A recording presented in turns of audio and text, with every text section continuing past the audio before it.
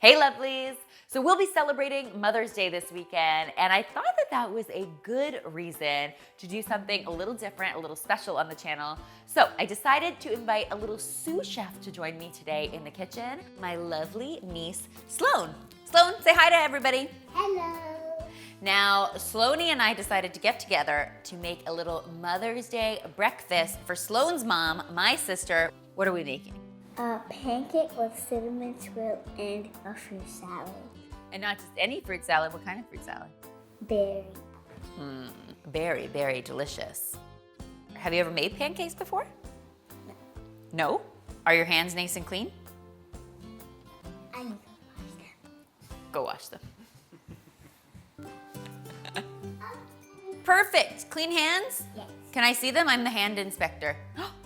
Those do look pretty clean. Okay. To make these yummy pancakes, we are starting with a classic pancake batter. It all starts with a little bit of all-purpose flour in our bowl.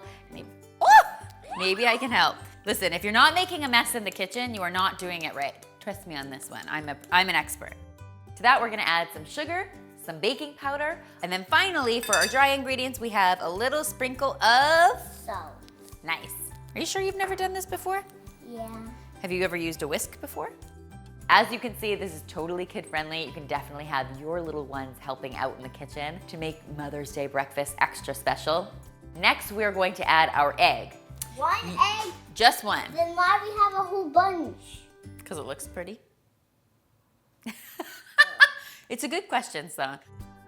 Now, if you have little hands helping in the kitchen, I always recommend having them crack the egg into a separate bowl. Just in case some shells get into the bowl, it's always easier to just pour it into the bigger bowl.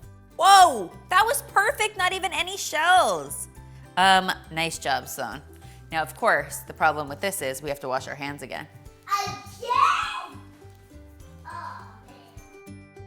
Finally, we'll add some melted butter to this as well as some milk, and then we'll just give this all a good mix. This is a great time, parents, to just take a little coffee break and let your kids do all the mixing. See, you're doing great. This is the best. I may have you come back every week so I don't have to do any more cooking. Now, just before we get these pancakes on the stove, we want to mix up our cinnamon swirl mixture. To do that, we're just combining some melted butter, a little bit of brown sugar, and then finally our Cinnamon. I thought you liked cinnamon. No. Yesterday, you were like, let's make something with cinnamon, Auntie. Isn't that what happened? No. That's not what happened? I said with sugar.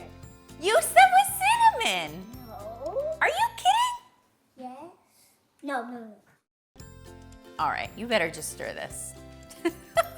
We're gonna stir that up, and then I'm just gonna transfer it into a squeeze bottle. The reason I do this is because the squeeze bottle is going to allow for a little more control, and it's going to let us create some fun patterns in our actual pancakes. To cook these pancakes up, I've got a non-stick skillet heating up over medium heat. You don't want to cook pancakes on any higher than medium because I find they end up burning on one side before they're cooked through in the center. You can grease your pan lightly with a little butter or coconut oil, and then it's just a matter of getting our scoops of batter into the center of the pan. When it comes to pancakes, I am a firm believer that making them one at a time ensures the best results. If you have a pan that's big enough, you can go 2 at a time, but I don't recommend any more than that if you want really nice pancakes. Then once we have our pancakes formed, we can just squeeze a little bit of that amazing cinnamon brown sugar mixture into the center of our pancakes. I like doing a swirl pattern, but hey, you can let the kids get creative, totally up to you. Maybe we don't have to do a swirl. Maybe I could do a heart on one of them. You could do a heart, that's a great idea. That's line. I'm just gonna make line. That's okay, it's abstract. It's always a good idea to leave the flipping of these pancakes to the parents in the room because of course that sugar mixture will have gotten very, very hot and can lead to burns, which is not a good scene. Once you've got these flipped, you can let them cook for another minute or 2 on the underside and then take them off the heat. What's gonna happen to all of that amazing sugar is it's going to crystallize and become delicious and chewy and create this amazing texture in your nice light fluffy pancakes. Tasting is definitely the best part of cooking. I have to agree with you, Sloan. Now, as with any pancakes, these can be served up with some maple syrup. But if you want to make them extra delicious, I recommend going ahead and creating this amazing cinnamon roll glaze for them. It's just a matter of combining some powdered sugar with a little splash of milk and giving that a stir until the sugar has dissolved. Whoa. Isn't it amazing how the sugar just melts up in all that milk and you get this nice glazy texture? Now, as per Sloane's request, just before we get to eating our pancakes, we're going to whip up a berry fruit salad for her mom. You want to tell everyone what kind of berries we're using? Blueberry and strawberries. And a little bit of raspberry. Not a lot of raspberry? Why not a lot of raspberry? Because I wanted to make so my mom has a surprise at the bottom to see that there's a little bit of raspberries there, and my mom won't know that it's there. So Perfect. I love a good surprise fruit salad.